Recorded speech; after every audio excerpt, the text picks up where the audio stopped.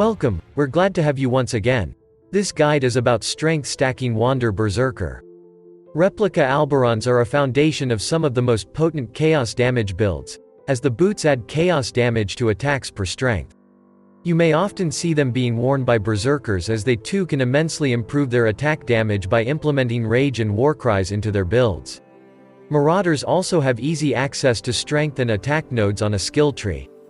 Flawless Savagery and Blitz will improve attack speed and critical strikes, while Warbringer will generate rage after using a warcry, which is another key component in this build. Battlemage's Cry makes the increases to spell damage apply to attack damage at 150% of their value after you use it, if you happen to hold Red Blade Banner, which you should. Spell damage here is sourced, again, from strength via the Ironwall Keystone, making strength stacking double effective. Ironwall Keystone makes the increases to attack damage from strength apply to spell damage too. Nothing is wasted here. You could even harness the power of accuracy rating with Juggernaut's Undeniable. It would make the build 30% better than the one showcased at the beginning.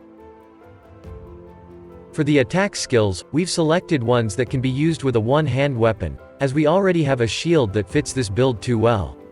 You could use pretty much any attack, but here we've selected Kinetic Blast and Power Siphon. They're just the best options the game has to offer. The defenses are a less prominent feature of the build, it's just a bunch of maximum life, attack block chance, and armor, stitched together with the Iron Fortress, and as it may sound feeble, the build doesn't really need to be that tanky if it has such high damage. Clear speed is pretty much as good as you can get in this game. Single target damage is alright if you don't have good items, but has the potential of becoming significantly better. As in most attribute stacking builds, the price is high, pretty much every piece of equipment and some of the jewels are expensive.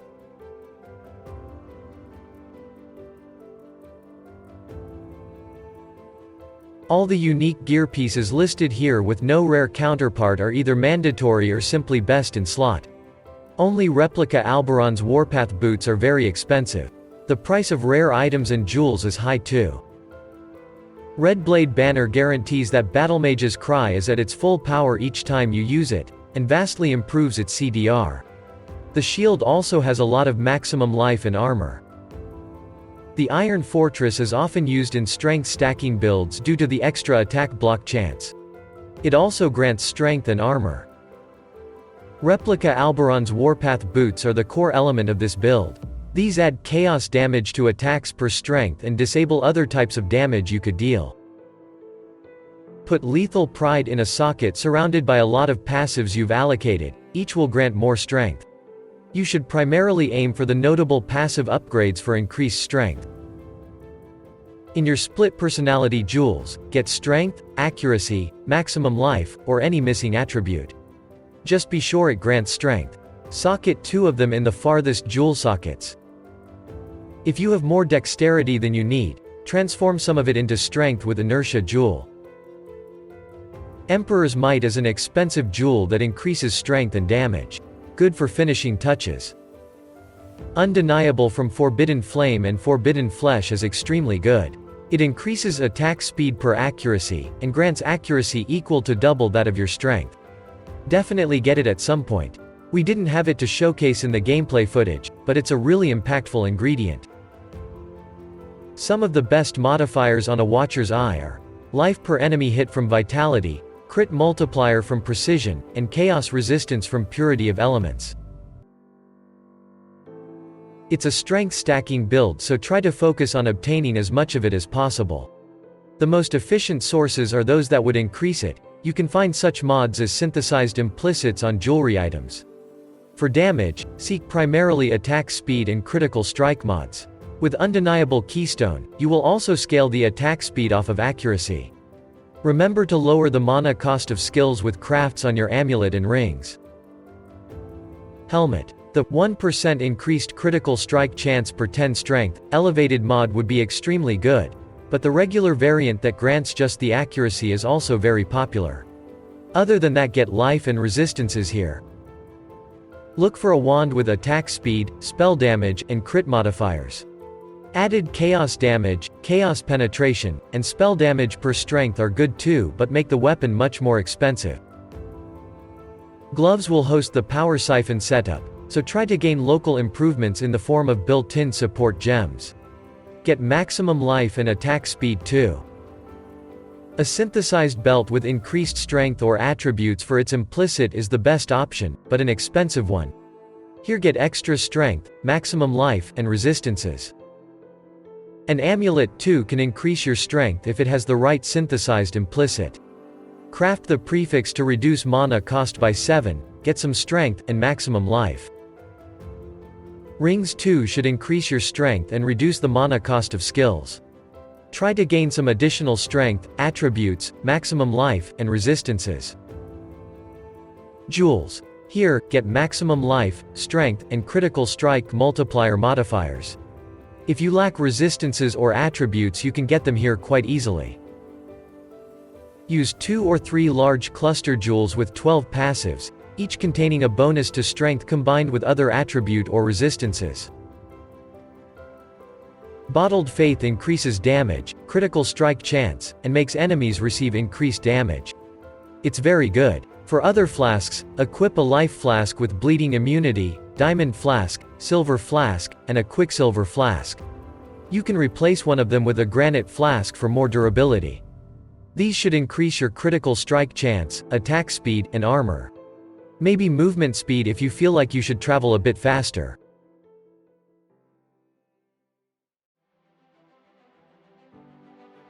Kinetic Blast will be used for killing nearly all kinds of enemies. It's a wand attack launching an exploding projectile. It is very flashy and conspicuous, but not as much as Kinetic Bolt, which you can put here instead of Kinetic Blast. You will host this setup in your Iron Fortress, so prepare to spend tons of chromatics as a lot of sockets must be off color. Link it with greater multiple projectiles, fork, increased critical damage, void manipulation, and cruelty support gems. Power Siphon, preferably anomalous Power Siphon, will be used to deal with bosses and to gain power charges. It's also a projectile attack that can be used with a wand. This setup will be socketed in your gloves, so make sure they're good. Link it with Barrage, Void Manipulation, increased critical damage, and whatever you have in your gloves. It can be, for example, faster attacks and faster or slower projectiles. Determination adds and increases armor rating. Precision increases critical strike chance and accuracy rating. Divergent 1 also increases damage. Purity of Elements grants extra elemental resistances and complete immunity to all elemental ailments. An Anomalous 1 is extra effective. Link these 3 auras with Enlightened support to reduce their reservation cost. An enemy marked with a sniper's mark receives increased projectile damage.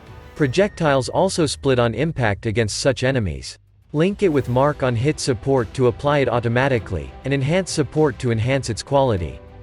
Here you can also put Berserk skill if you plan to activate it manually. For a short while it massively increases damage, durability, and mobility. It's better the more rage you have. Battle Mage's Cry. Use it as your movement key. It makes the increases in spell damage apply to attacks at 150% of their value. It's good with a wand with increased spell damage, Iron Will, and a Red Blade banner. You can link it with skills like Blood Rage, like we did, to trigger them automatically on hit with exerted attacks. Blood Rage grants more attack speed, life leech, and frenzy charges on kill. It drains your life and refreshes its duration upon a kill.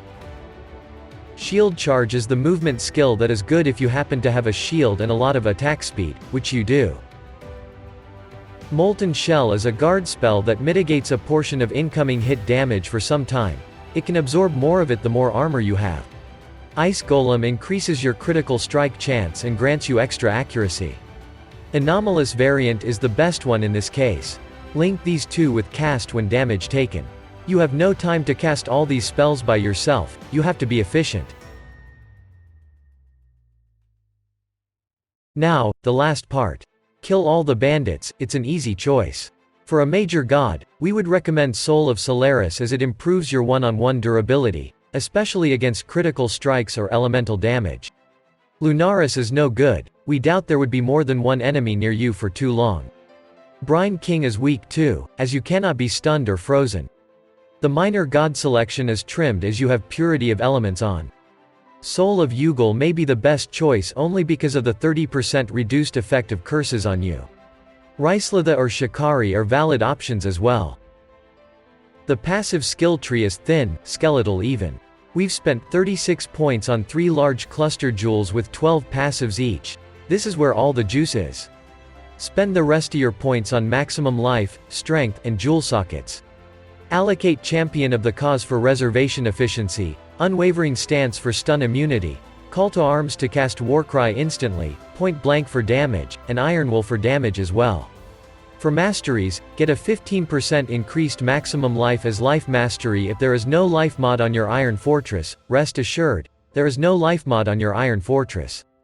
Pick up 5% increased attributes as attribute mastery, and 1 armor per 2 strength points as armor mastery. If you stack accuracy, get some accuracy nodes and accuracy mastery too. And that is all there is to say about the strength stacking wand wielding Berserker. Like the video and subscribe to the channel to stay updated. See you soon.